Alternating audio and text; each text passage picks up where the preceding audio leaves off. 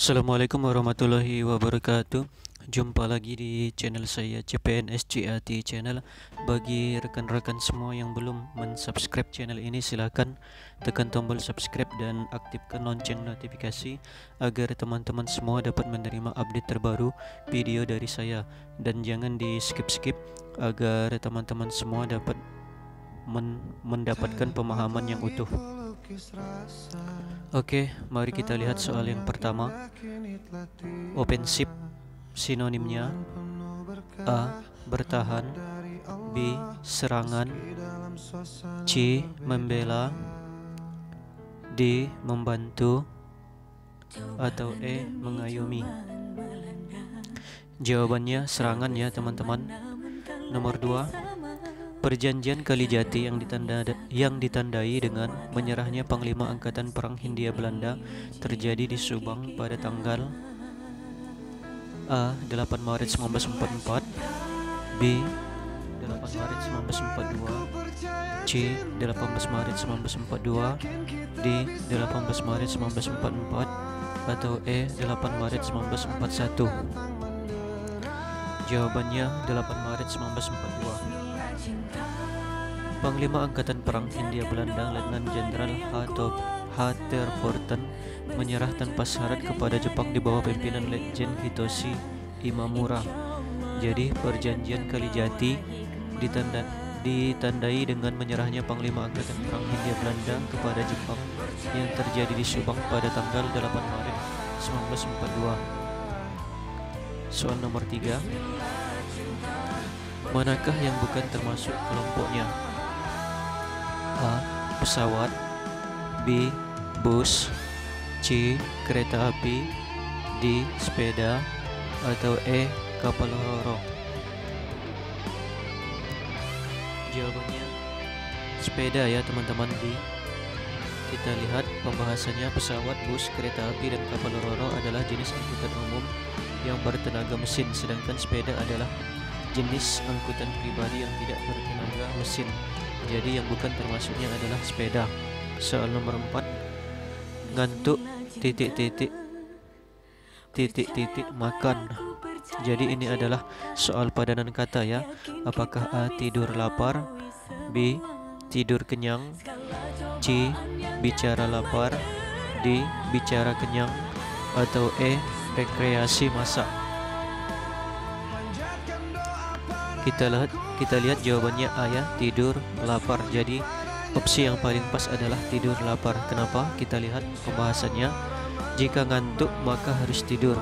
Kalimat yang sepadan dengan jika lapar maka harus makan. Jadi A ya teman-teman.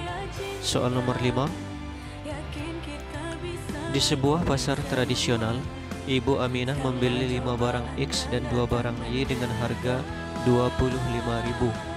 Ibu Masroh membeli 7 barang X dan 1 barang Y dengan harga 26.000. Jika Ibu Nur ingin membeli 2 barang X dan 2 barang Y, maka ia harus membayar dengan harga A.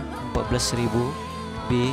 15.000, C. 16.000, D. 17.000, atau E. 18.000.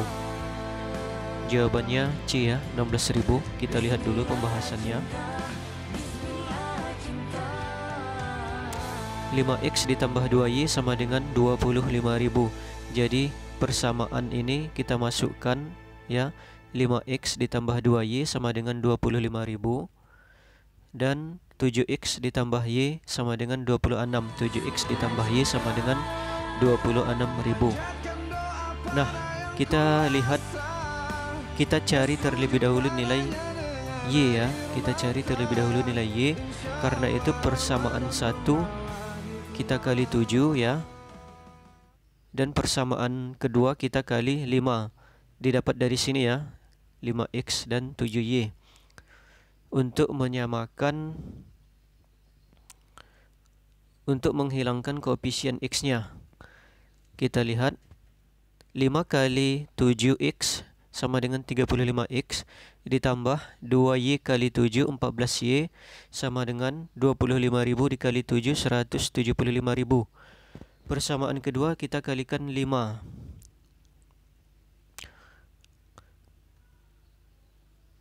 35X ditambah 5Y sama dengan 130.000. Jadi 7X dikali 5, 35, Y kali 5, 5Y, 26.000 dikali 5, 130.000. Kemudian kedua persamaan ini kita kurangkan ya. Kita kurangkan. Nah, di sini X-nya hilang ya, karena 35X dikurang 35X sama dengan 0. Jadi X-nya hilang, tinggal Y. 14Y dikurang 5Y, 9Y sama dengan 175.000 dikurang 130.000 sama dengan 45.000. Jadi Y sama dengan 45.000 dibagi 9. Y sama dengan 5.000. Y-nya kita sudah dapat ya, 5.000. Kemudian kita cari X-nya. Bagaimana mencari X? Mencari X. Nah, kita pilih persamaan pertama ya. 5X ditambah 2Y sama dengan 25.000. Y-nya kita masukkan. 5X ditambah 2 dikali 5.000 sama dengan 25.000. 5X ditambah 10.000 sama dengan 25.000. 5X sama dengan 15.000. Maka X sama dengan 3.000. Nah, sudah dapat ya teman-teman. Y-nya 5.000 dan X-nya 3.000. Sekarang kita menghitung uang yang harus dibayar Ibu Nur ya, jika ingin membeli 2X dan 2Y. Kita masukkan persamaan ini, 2X ditambah 2Y. Kita tinggal masukkan X-nya 3.000 dan Y-nya 5.000. Maka 2 dikali 3.000 ditambah 2 dikali 5.000 sama dengan 2 dikali 3.000, 6.000. 2 dikali 5.000, 10.000. Jadi 6.000 ditambah 10.000, maka 16.000. Maka pilihan yang tepat adalah C ya, 16.000. Oke, kita lanjut soal nomor 6. 2% dari 30 sama dengan 6% dari. Apakah A 10, B 12, C 14, D 16, atau E 18? Kita lihat jawabannya A ya, 10. Kenapa? 2% dikali 30 sama dengan 6% dikali A. Misal yang akan dicari kita ibaratkan dengan A. 30 sama dengan 3 dikali A. 2% kita bagi dengan 2, 6% kita bagi 2, sehingga hilang ya, tinggal 3. Maka 30 sama dengan 3 dikali A. 3 ini didapat dari 6% dibagi 2% ya, didapat 3. Maka A sama dengan 10. Jawabannya A ya teman-teman, 10. Kita lanjut. Soal nomor 7. Manakah yang tidak termasuk dalam kelompoknya? A. Taiwan, B. Jepang, C. China, D. Korea, atau E. Singapura? Jawabannya E ya, Singapura. Kenapa? Karena Taiwan, Jepang, Cina, dan Korea adalah negara di kawasan Asia Timur, sedangkan Singapura tidak berada di Asia Timur. Kita lanjut soal terakhir. Yang termasuk unsur deklaratif terbentuknya suatu negara. A. Penduduk, B.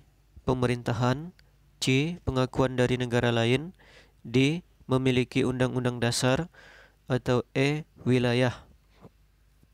Jawabannya C ya, pengakuan dari negara lain. Jadi unsur deklaratif adalah pengakuan dari negara lain. Kita lihat dulu pembahasannya.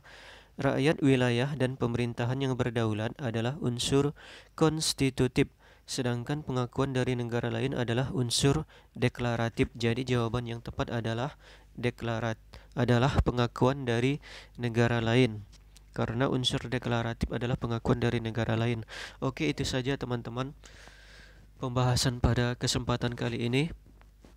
Semoga teman-teman semua tetap semangat dan terus berlatih ya, dan tentunya tetap stay tune di channel ini, karena channel ini adalah channel yang paling up to date dalam membahas kisi-kisi soal CPNS, soal P3K, soal tes potensi akademik, soal seleksi sekolah kedinasan, maupun soal seleksi SBMPTN. Oke, silakan tekan tombol subscribe dan aktifkan lonceng notifikasi. Dukung channel ini dengan cara like, komen, dan share ke teman-teman sebanyak mungkin. Oke, itu saja. See you next time. Bye bye.